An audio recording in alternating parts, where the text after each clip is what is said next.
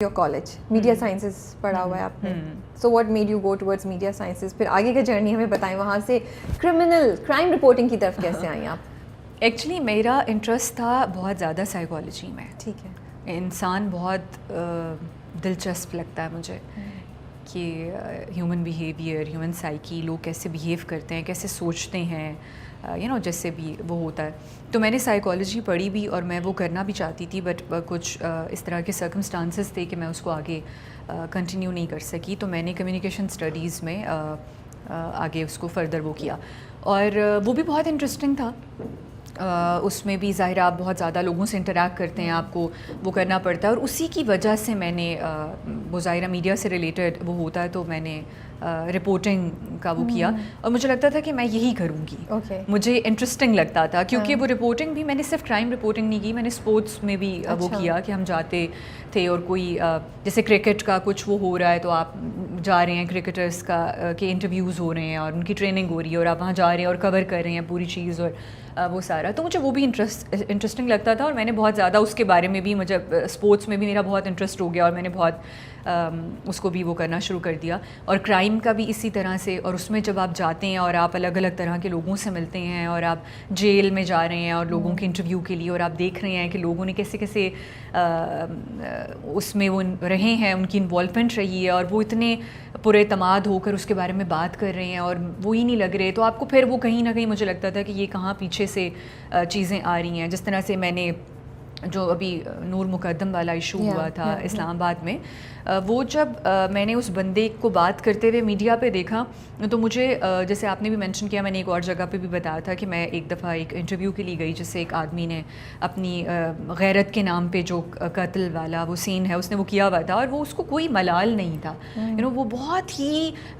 مطمئن اور بہت اس سے اعتماد کے ساتھ اس کو تھا کہ میں نے کیا اور اس میں کیا غلط ہے, اور اگر مجھے دوبارہ موقع ملے تو میں یہی کروں گا. کوئی ریگریٹ نہیں تھا اور کوئی چیز نہیں تھی. تو یہ پیچھے سے ایک پورا مائنڈ سیٹ ہے کہ ہم کس طرح سے اپنے لڑکوں کو یا اپنے بچوں کو ریز کرتے ہیں, ان کی اپبرنگنگ کیسے کرتے ہیں اور ان کا مائنڈ سیٹ کیسا ہے, اور وہ ساری چیزیں, اور وہ پھر ایونچولی ہمارے سامنے وہ مانسٹر بن کے کھڑے ہو جاتے ہیں, اور ہم نے ایشوز کو ایڈریس ہی نہیں کیا ہوتا.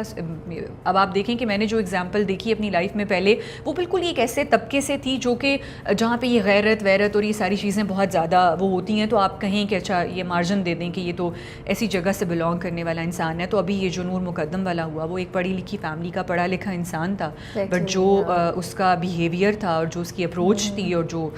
کچھ ہوا, اور پھر بعد میں جس طرح لوگوں نے اپنے انٹرویوز میں کہا کہ ہمیں تو پہلے یہ سائنس نظر آتے تھے کہ ہم وی کوڈ سی کہ سم تھنگ از رانگ, کہ اس بندے کے ریئیکشنز و سارا, بٹ کسی نے بادر ہی نہیں کیا کہ اس کے کیا مسائل ہیں اور وہ کہاں سے ٹریگر کر رہے ہیں, اور اگر وہ کبھی زیادہ کر جائیں تو اس کے کیا چیزیں ہو سکتی ہیں. تو پھر اس طرح کے کانسیکوینسز آپ کو فیس کرنے پڑتا ہے. تو آئی تھنک کہ وہ ساری چیزیں مل جل کر سائیکالوجی اور کمیونیکیشن اسٹڈیز اور وہ سارا, تو آئی تھنک وہ ایک کنیکٹڈ رہا میرا. جو میں نے رپورٹنگ بھی کی اس میں بھی یہ تھا کہ بڑا انٹرسٹنگ لگتا تھا مجھے کہ آپ بیٹھے ہوئے انٹرویو کوئی اور کر رہا ہے, بیٹھے ہوئے آبزرو کر رہے ہیں کہ اس بندے کی آنکھیں کیا کہہ رہی ہیں اور اس کی باڈی لینگویج کیسی ہے اور اس کے چہرہ اس کی بات کا ساتھ دے رہا ہے یا نہیں. اور تو آپ لکھتی تھی یا مائک پہ آڈیو پہ وہ ہو رہا ہوتا تھا, میں نوٹس لیتی تھی اس کے بہت زیادہ, اور اس کے بعد میں آ کے ڈائری میں لکھتی تھی, اور میں اس انسان کا جس نے جو بولا ہوا ہوتا تھا اس کی ایک ایک چیز کو نوٹ ڈاؤن کرتی تھی کہ وہ بیٹھا ہوا تھا اور اس نے اس پوائنٹ پہ آنکھیں اٹھائیں, اور اس بات پہ وہ کہہ تو رہا تھا کہ اس کو کوئی شرمندگی نہیں, بس اس کی آنکھیں نیچے تھیں, اور اس بات پہ اس کی باڈی لینگویج انٹرسٹنگ بات بولی ہے. ایگزیکٹلی, اور اس نے وہ فیس نہیں کر رہا تھا وہ بات کرتے ہوئے, حالانکہ وہ کہہ یہ رہا تھا کہ اس سے کیا فرق پڑتا ہے, بٹ فرق پڑتا ہے اندر کہیں, آپ کو پتہ ہے کہ جو غلط ہے وہ غلط ہے. تو بٹ یہ کہ وہی سوسائٹی کا پریشر اور لوگوں نے جو اس کو شاباش دی کہ تم نے بڑا اچھا کیا, تم نے اپنی بہنوں کو مار دیا اور یہی ہونا چاہیے, اور جو بھی جس طرح سے ہوتا ہے, تو بڑے ڈیپ روٹڈ ہمارے بعض مسائل ہیں. سو یہ کرائم رپورٹنگ ہے, یہ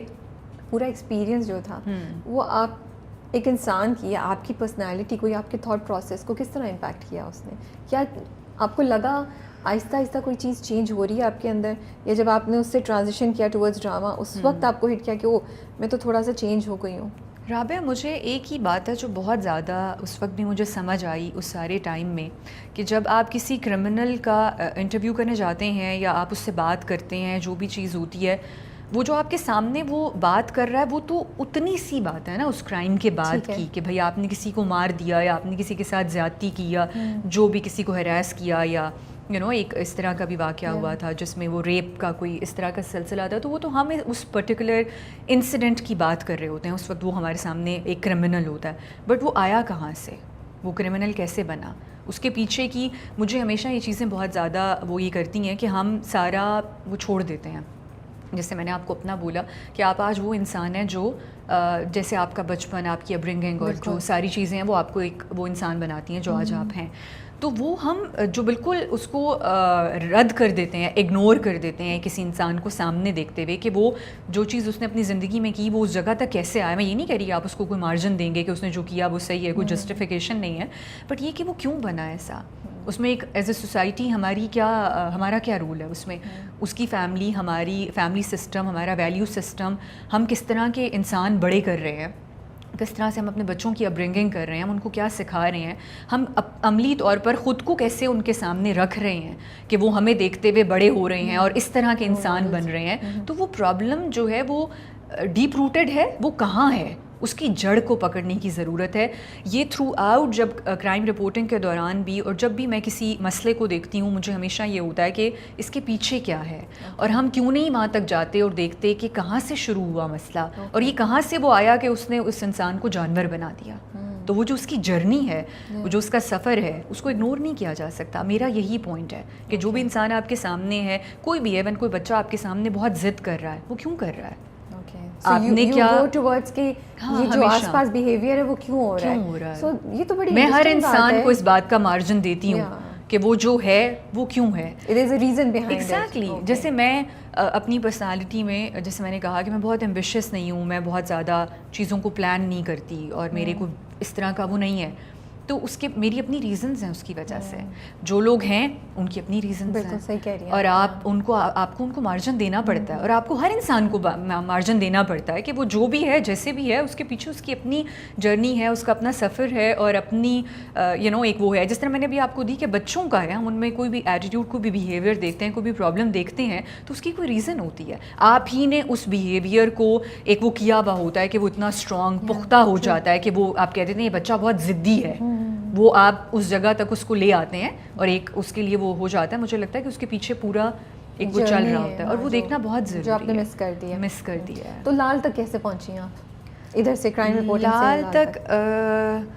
کرائم رپورٹنگ, اور مجھے لگتا تھا کہ میں ریلیجن پہ بہت زیادہ کرنا چاہتی تھی, کیونکہ مجھے لگتا تھا کہ میری زندگی میں نے بہت زیادہ ایک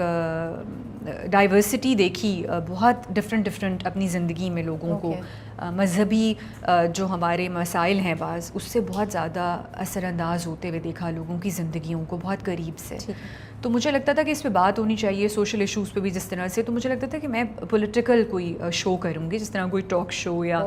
کوئی اس طرح کا شو جس پہ ہم سوشل ایشوز پہ بات کریں اور جس میں ہم ریلیجن کو بہت زیادہ ایڈریس کریں, اور اس کے اوپر جو کہ ہماری سوسائٹی میں بہت مشکل ہے. اور لوگ بڑی خطرناک روٹ پر جا رہی تھی آپ. میں جس سے بھی بات کرتی تھی اور ہر کوئی مجھے کہتا تھا یہ نہیں ہو سکتا, آپ پاکستان میں کچھ ایشوز ہیں جن پہ آپ بات ہی نہیں کر سکتے, اور یہ ہمارا سب سے بڑا المیہ, یہ کوئی اچھی بات نہیں ہے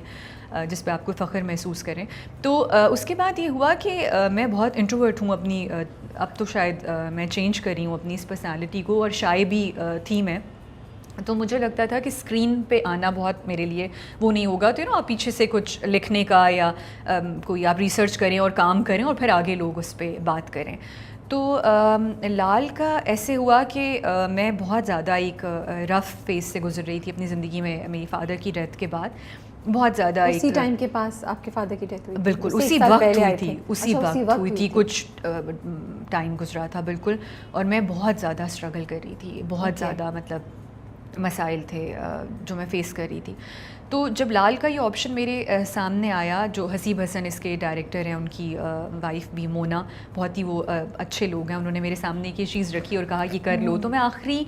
ٹائم تک, آخر تک اس میں شور نہیں تھی کہ مجھے یہ کرنا چاہیے کہ نہیں, کہ میں کیسے کروں گی. کبھی کیا نہیں, کبھی سوچا بھی نہیں کہ آپ کریں گے, یا لوگ کہتے ہیں کہ بچپن سے آپ کی خواہش ہوتی ہے. مجھے لگتا تھا کہ اس طرح کی چیزیں میں نہیں کر سکتی. بٹ مجھے لگا کہ جیسے ایک